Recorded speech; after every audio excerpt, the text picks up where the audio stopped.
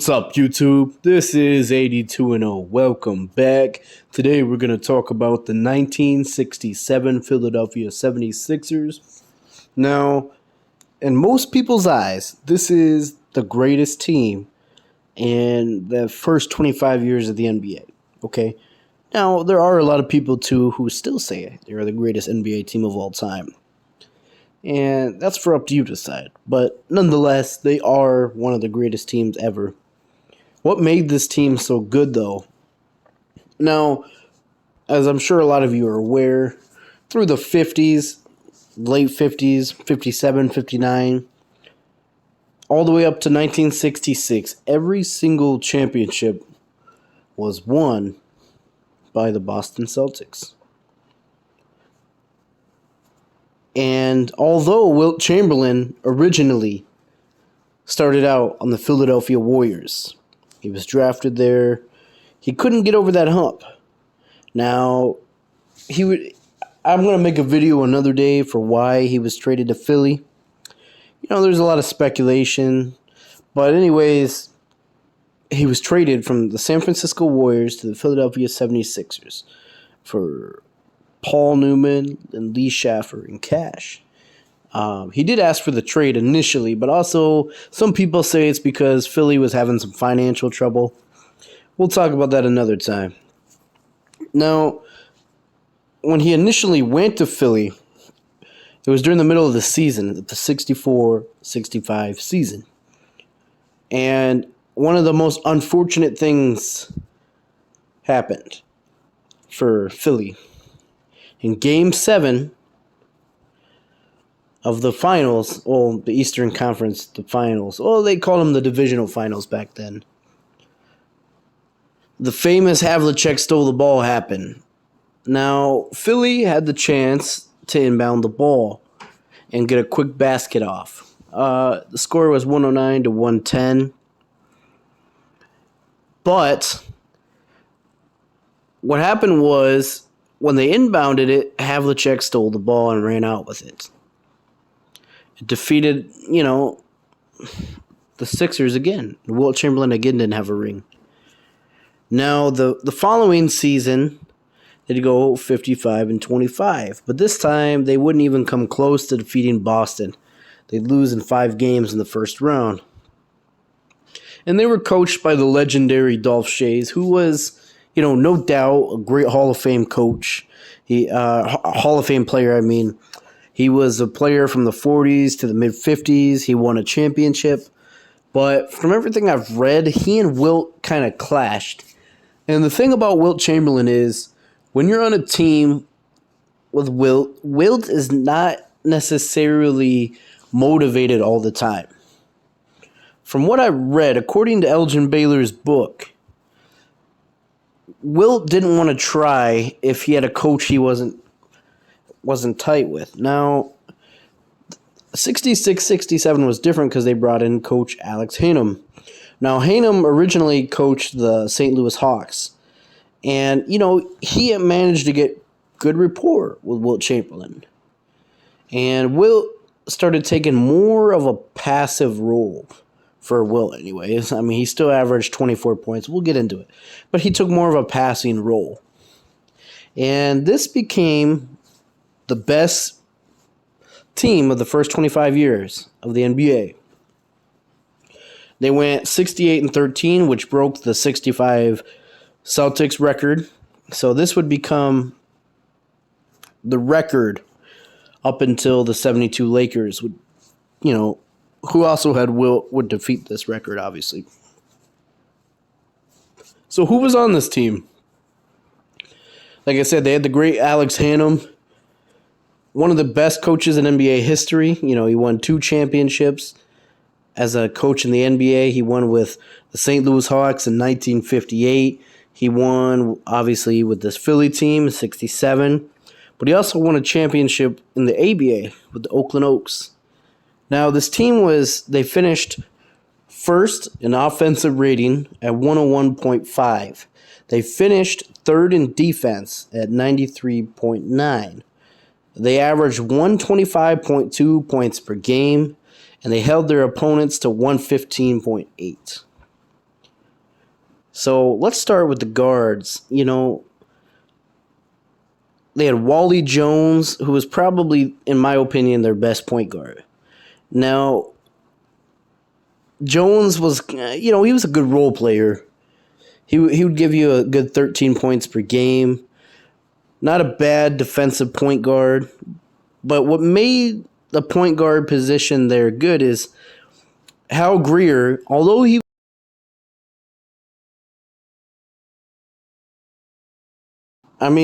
let's be real. Hal Greer played a lot of the shooting guard position, but he also played a lot of the point guard role. And, I think what made this Philly team great is they didn't have, per se, a Jerry West or an Oscar, and, they have the point guard who's going to get 8-9 assists per game. This whole team passed. Wilt even averaged 7.8 assists per game. And you see him playing kind of like a Nikola Jokic type role in that he was a facilitating big. Now, Hal Greer himself was a 22 point per game scorer, 45% field goal shooting, deadly mid-range game. Some people have considered him the Kobe Bryant of that era. I don't know if I'd go that far. He had a killer instinct. His highest points per game was 24 points per game the following season. But that season he averaged 22. Efficient shooter, like I said, 45%. Good foul shooter. Definitely the second best player on the team. Now, they had a bunch of really good role players.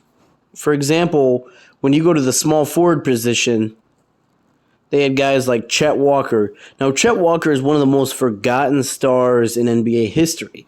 He's the third leading scorer on the team. He had 19.3 points per game. He's a solid rebounder, 8 rebounds per game.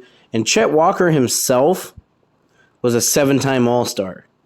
And although he never made an all-defensive team, mostly in part because they didn't have the all-defensive teams until, later in his career, he was a good defender. And he would go on and play with the Chicago Bulls in the 70s too, which the Bulls in the early 70s were one of the best defensive teams in the league. He was always up there in the league with PER, offensive win shares, solid shooter, okay? Had a solid mid-range game. Good post-up moves. But also, he was deadly from the free throw line. He even led the league in free throw percentage one year. So, that's their 3 best scorers. Now, another guy they have on this team who I really think is... He got his... I'm just going to say he got robbed in terms of credit for how good of a player he was.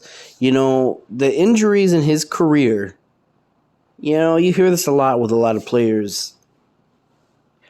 The injuries kept them from becoming a household name. Now, Luke Jackson, the power forward for this team, he was an all-star his first year, his rookie season in 64-65, putting up 14 and 12.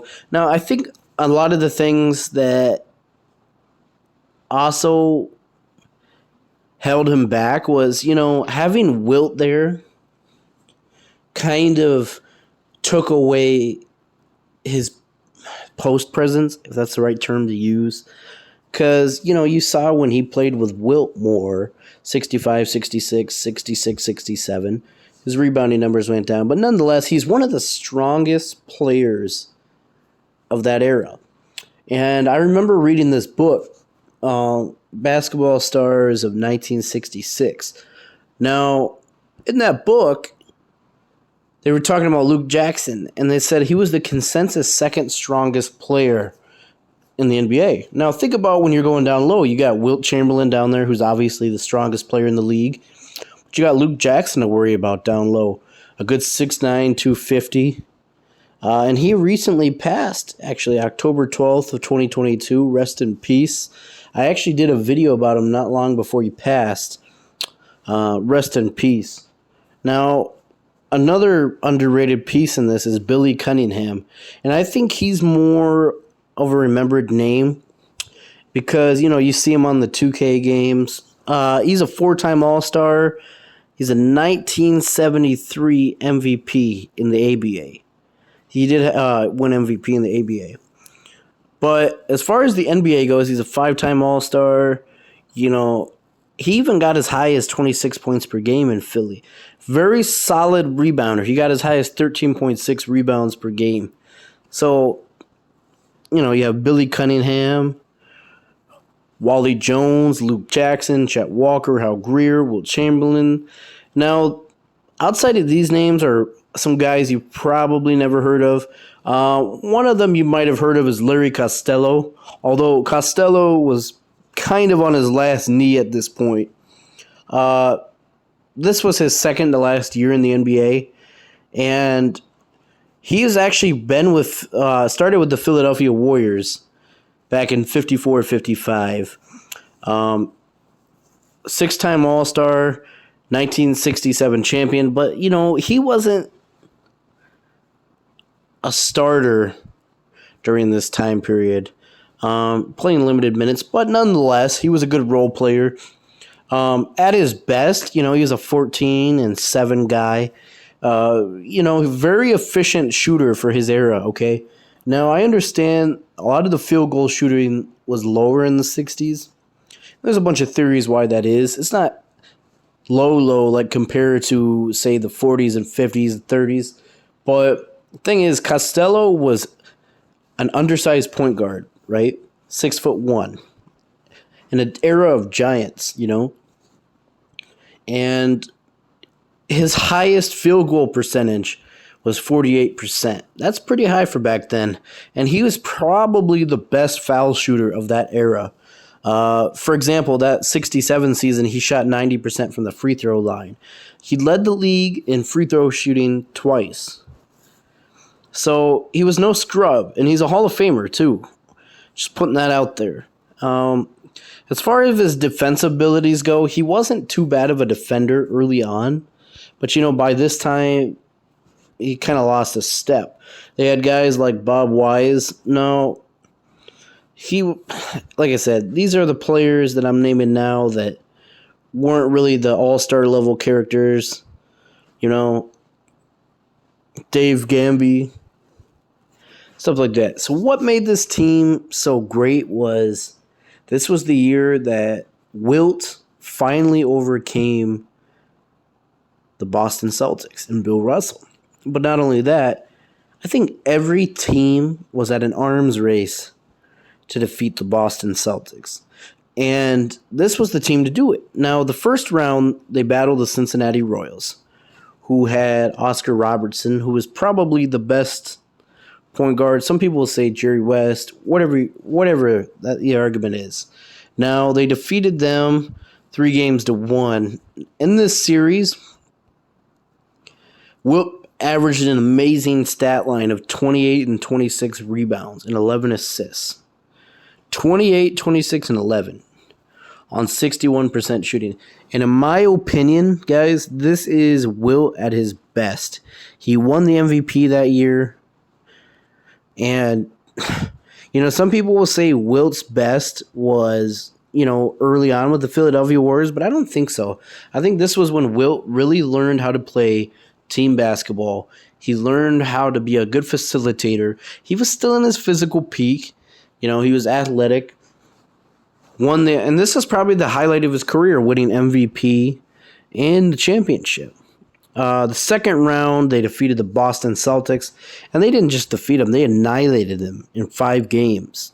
Now, the finals would be Wilt's former team, the San Francisco Warriors. Now, the Warriors rebuilt themselves since Wilt left. They had a good cast of Rick Barry and Nate Thurmond. Now,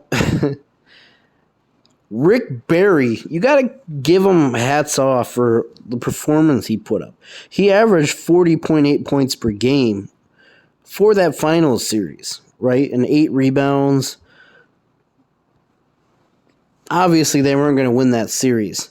But Wilt himself, you know, held his own. Wilt was not you saw him really take a backseat role because he was the 5th leading scorer on the team. He averaged 17 points and 28 rebounds and 6.8 assists.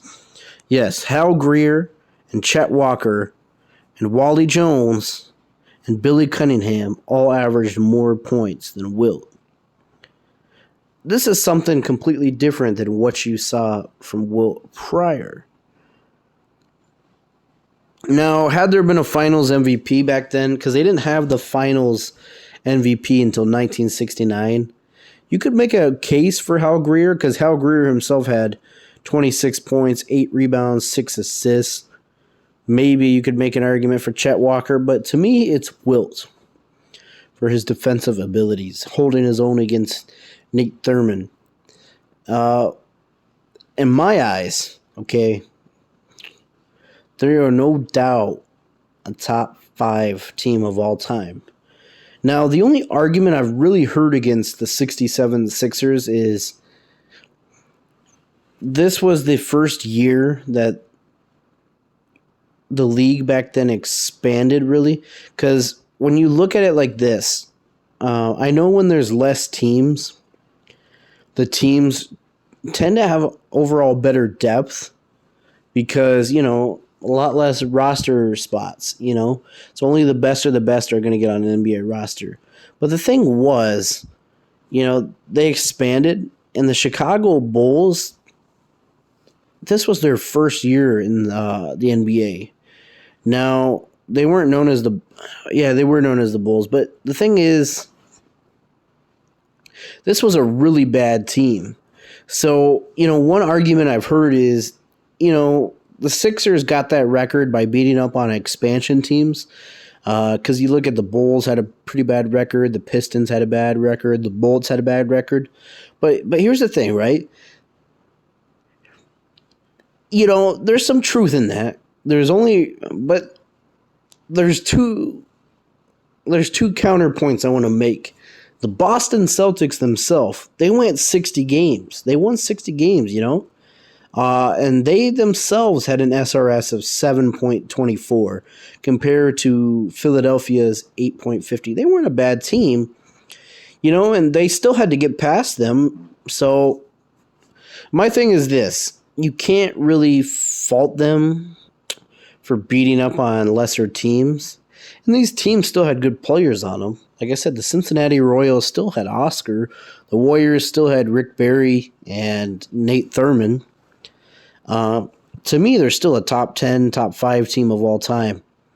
Where do you rank the 1967 Philadelphia 76ers? Do you think they're in the conversation of the greatest team of all time? Do you think they're the greatest of all time?